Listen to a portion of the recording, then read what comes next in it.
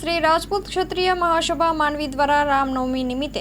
રાજપૂત સમાજવાડી માંડવી મધ્યે પૂજા, સુંદરકાંડ પાઠ તેમજ શ્રી વિષ્ણુ સહસ્ત્ર નામના પાઠનું આયોજન કરવામાં આવ્યું હતું। શ્રી રાજપૂત ક્ષત્રિય મહાસભા માંડવી દ્વારા રામનવમી નિમિત્તે શ્રી રાજપૂત સમાજવાડી માંડવી મધ્યે પૂજા કરવામાં આવી। સુંદરકાંડ પાઠ તેમજ શ્રી વિષ્ણુ સહસ્ત્ર નામના પાઠનું આયોજન કરવામાં આવ્યું હતું। તેમજ આ કાર્યક્રમનું સંચાલન જયશ્રી બાગ ગોહિલ દ્વારા કરવામાં આવ્યું હતું અને કાર્યક્રમમાં અતિથિ વિશેષ તરીકે વિજયસિંહ જાડેજા, મહામંત્રી શ્રી રાજપૂત ક્ષત્રિય સમાજ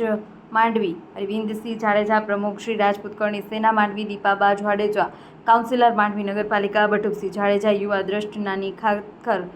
પ્રમુખ માંડવી રઘુવીરસિંહ જાડેજા, નાની ખાખર રાજેન્દ્રસિંહ જાડેજા મેરાઉ તેમજ મહિલા સભાના અતિથિ વિશેષ તરીકે જિલ્લા પ્રમુખ શ્રી ચેતનાબા પી જાડેજા, તાલુકા તથા શહેર પ્રમુખ અલ્પાબા એ ચુડાસમા, દયાબા પી રાઠોડ, પ્રમુખ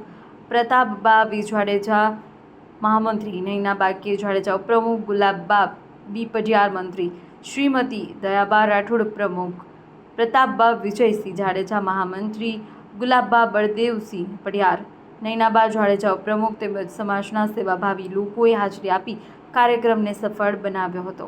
અહેવાલમાં ન્યૂઝ પવન જોશી, માંડવી। આજે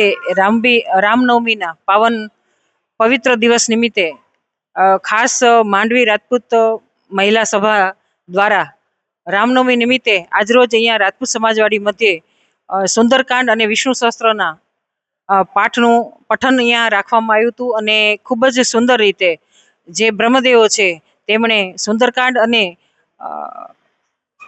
વિષ્ણુ સહસ્ત્રના સંગીતમય શૈલીથી ખૂબ જ સરસ બધાને રસપાન કરાયું છે અને ખૂબ જ આજે પવિત્ર દિવસે આપણે પણ જાણીએ છીએ કે રામનવમી જે ખૂબ જ પવિત્ર દિવસ છે એ બદલ હું માંડવી રાજપૂત મહિલા સભાના પ્રમુખ અલ્પાબા તથા તેમની તમામ ટીમનો ખૂબ ખૂબ આભાર માનું છું કે આજરોજ ખૂબ જ સરસ આવું આયોજન કર્યું।